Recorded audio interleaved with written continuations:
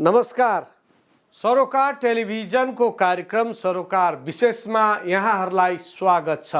म दिलीप थापा मगर। सबै विषय विशेष हुँदैनन्। सामाजिक, राजनीतिक, आर्थिक र समग्र मानव जातिको हितको निम्ति गरिने हरेक विषय विशेष हुन्छन्। समाजको हितमा गरिने हरेक कार्यको सम्मान गर्दै समाजको हित विपरीतका कार्यको भण्डाफोर गर्ने विषयवस्तु सरोकार विशेषको प्राथमिकतामा पर्ने गरेका छन्। दर्शकहरू, आजको सरोकार विशेषमा नेकपा एमालेको 10औं राष्ट्रिय महाधिवेशन आयोजक कमिटीको अन्तिम बैठकबारे चर्चा गर्नेछौँ।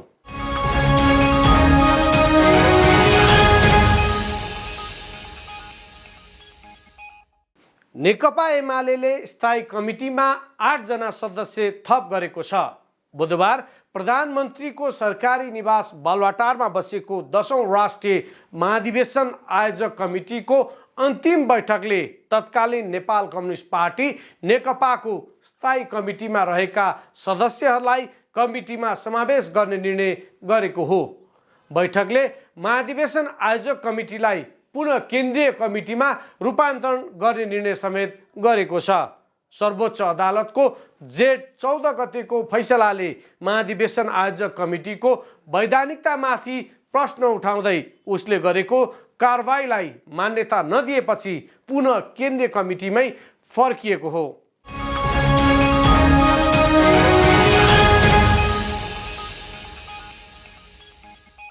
नेकपा एमालेले 10औं राष्ट्रिय महाधिवेशन आयोजक कमिटी भङ्ग गरेको छ। प्रधानमन्त्रीको सरकारी निवास बालुवाटारमा बुधबार बसेको महाधिवेशन आयोजक कमिटी अन्तिम बैठकले माओवादी केन्द्रसँग पार्टी एकता हुन पूर्वको केन्द्रीय कमिटीको बैठक बोलाउने निर्णय गरेको हो। पार्टी प्रवक्ता प्रदीप ग्यावालीका अनुसार सो केन्द्रीय कमिटीको बैठक असार 18 गते बस्ने भएको हो। 10औं महाधिवेशन आयोजक कमिटी भङ्ग भएसँगै एमालेको 9औं महाधिवेशनबाट निर्वाचित पदाधिकारी सहित केन्द्रीय कमिटी सक्रिय भएको छ। साथै तत्कालीन सबै कमिटीहरू पुनः स्थापित भएका छन्। एमालेको 9औं महाधिवेशनबाट निर्वाचित केन्द्रीय कमिटी 203 सदस्यीय हो। तर माओवादीसँग एकता हुँदा जेठ 3 मा 38 सदस्यीय थपेर केन्द्रीय कमिटी 241 सदस्यीय बनाइएको थियो। यस्तै बैठकले पूर्व माओवादीका 4 नेता सहित 8 जनालाई स्थायी कमिटीमा मनोनित गर्ने निर्णय पनि गरेको छ। प्रवक्ता ग्यावालीले पूर्व माओवादीका रामबहादुर थापा, लेखराज भट्ट, टोपबहादुर रायमाझी, मणि थापा र एमालेकै रघुवीर महासेठ, रघुजी पन्त, विष्णु रिमाल र बेदुराम भूषाललाई स्थायी कमिटीमा मनोनित गर्ने निर्णय भएको जानकारी दिए। 2077 साल चैत 7 गते बसेको केन्द्रीय कमिटीको बैठकले 10औं राष्ट्रिय महाधिवेशन आयोजना गर्ने निर्णय गरेको थियो र त्यो 10औं राष्ट्रिय महाधिवेशन आयोजनाका लागि केन्द्रीय कमिटीलाई महाधिवेशन आयोजक कमिटीमा रूपान्तरित गर्ने निर्णय गरेको थियो। यो लोकतान्त्रिक प्रणाली भएका, दलीय प्रणाली भएका मुलुकहरूको प्रचलित अभ्याससँग मेल खाने, हाम्रो आफ्नो पार्टीको विधान अनुरूपको र राजनीतिक दल सम्बन्धी ऐन 2073 को अक्षर र भावनासँग पनि मिल्ने निर्णय थियो। र यो एउटा आवश्यकताले पनि निर्देशित गरिएको थियो। निर्णय गर्दाखेरि नेकपा एमालेको महाधिवेशन 2071 साल साउनमा सकिएको थियो। त्यस हिसाबले हामीले नेकपा एमालेको महाधिवेशन 76 साउनमा गर्नुपर्थ्यो नियमअनुसार। तर त्यो बिचमा हामी नेकपाको रूपमा क्रियाशील रह्यौँ। 3 वर्षलाई हामीले शून्य समय मान्दाखेरि पनि अब हामीलाई महाधिवेशन सम्पन्न गर्न धेरै समय बाँकी छैन। त्यस भएर पार्टीका सारा कामहरूलाई महाधिवेशन केन्द्रित गर्ने प्रयोजनको लागि त्यो महाधिवेशन आयोजक कमिटी बनाइएको थियो। त्यो पार्टी विधान, मुलुकको प्रचलित कानुन र सबै कुराहरूसँग मेल खाने नै विषय थियो। तर यस बिचमा सर्वोच्च अदालतले गएको 27 गते एउटा फैसला गर्यो। त्यो फैसला हुन त अन्तरिम हो, तर त्यो फैसलाले महाधिवेशन आयोजक कमिटीका क्षेत्राधिकार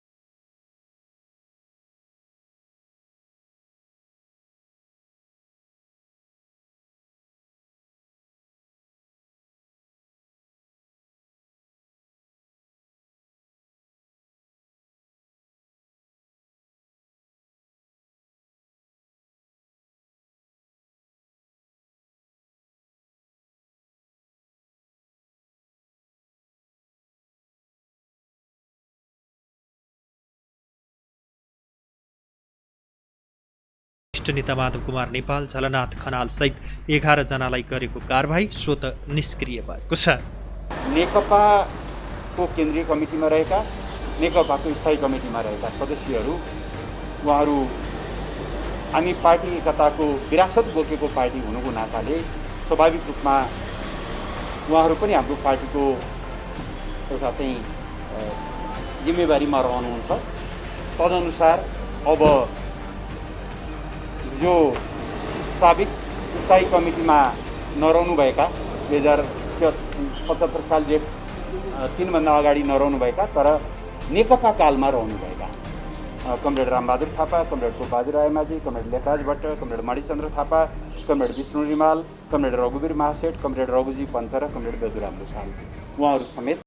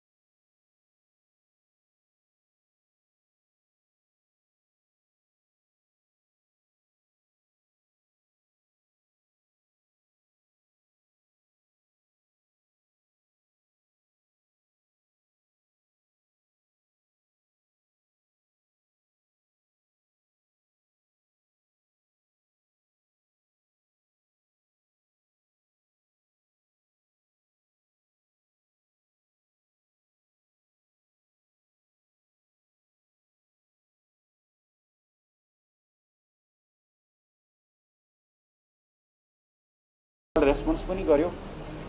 हामीले बैठकबाट बाढी पहिरोबाट ज्यान गुमाउनेहरूप्रति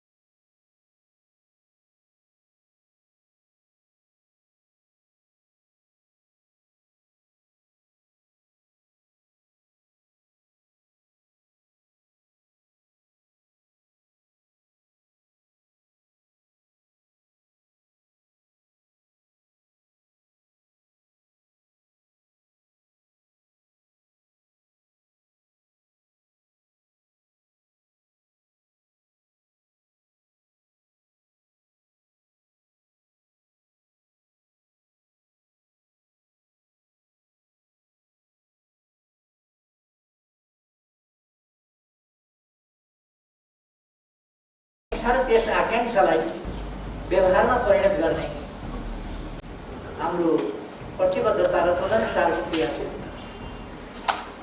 यी कुराहरूले हाम्रो पार्टी झन् बढी झन् लोकप्रिय हुँदै अगाडि बढिरहेको देशमा वास्तवमा भन्ने हो भने समस्या तेल हामीले राष्ट्रिय हितलाई सम्वर्धन गरिरहेका छौँ। हाम्रो सार्वभौम सत्तालाई हामी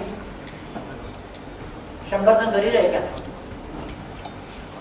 तर छिमेकी मित्र राष्ट्रहरूको सँगको हाम्रो सम्बन्धलाई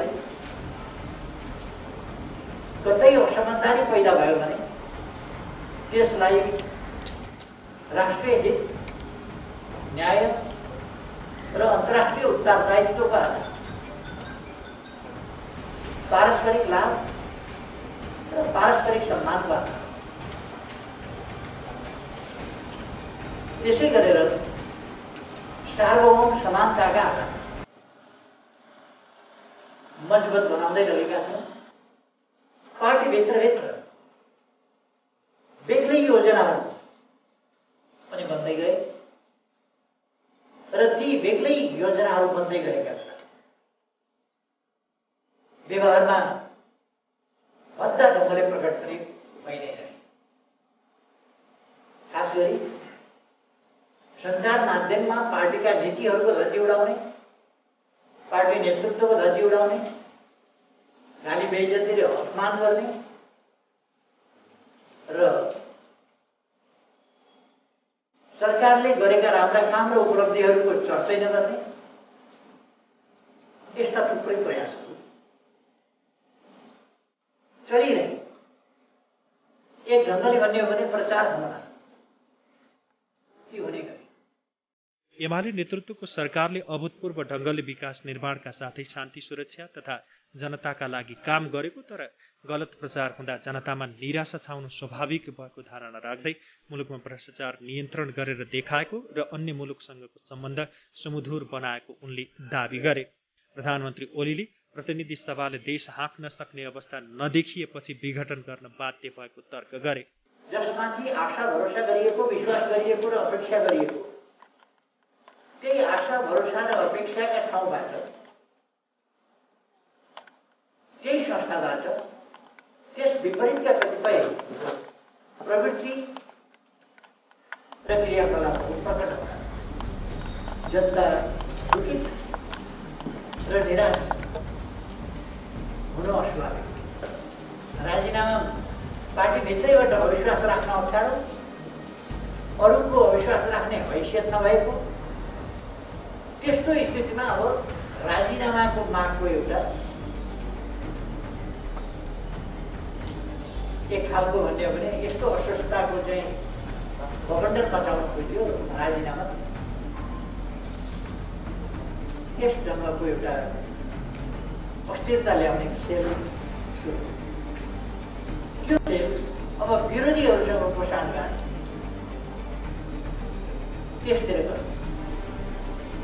जे भेटिन्छ त्यसको प्रयोग गर्ने, जे प्रयोग गरेर झटारो हान्न सकिन्छ, पार्टीलाई कमजोर पार्न सकिन्छ त्यो गर्ने त्यस खालका प्रयास। राष्ट्र हाँक्ने जिम्मेवारी बोकेको पार्टी, त्यस कारण यो राष्ट्र हाँक्ने अभिभावक, यो जिम्मेवारी बोकेको पार्टीले हामीले पार्टीभित्रको समस्यालाई राष्ट्रिय समस्याकै, पार्टीको भविष्यलाई राष्ट्रको भविष्यसँग जोडेर हेर्नुपर्ने। त्यसै गरी हामीले केही अस्वस्थ कुराहरूलाई, अनुचित कुराहरूलाई पनि स्वीकारेर भए पार्टीको एकता जोगाउँ भनेर प्रयास गर्ने लचिलापन देखायौँ। त्यो लचिलापनले पटक पटक सम्झौता गरे।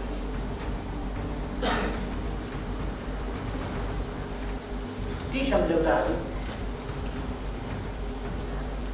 पटक पटक भएका सम्झौता त्यो आज गऱ्यो, अब प्रतिकूल परिस्थिति बन्यो भने सम्झौता गर्यो, अनुकूल बन्यो भने त्यसलाई छोड्यो, फेरि अर्को बन्यो।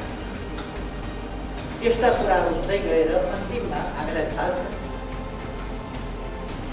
अस्वस्थताको पराकाष्ठ चल्दै गयो।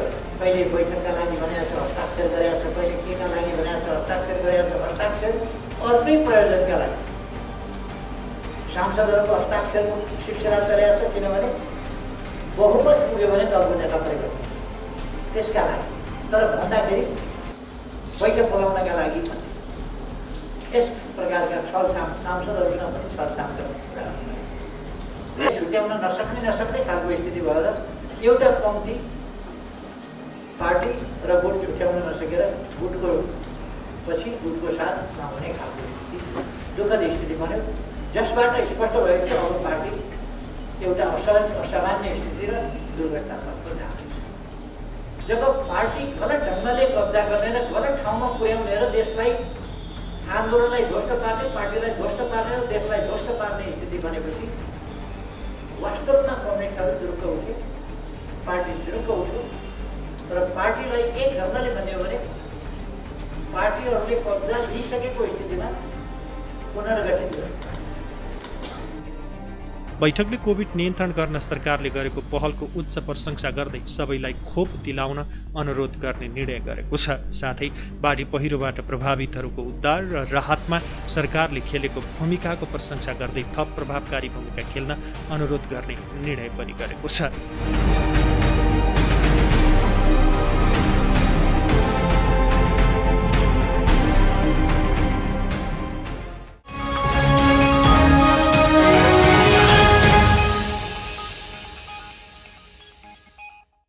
दर्शकहरू, आज हामीले सरोकार विशेषमा नेकपा एमालेको 10औं राष्ट्रिय महाधिवेशन आयोजक कमिटीको अन्तिम बैठकबारे तयार पारिएको सरोकार विशेष प्रस्तुत गर्यौं।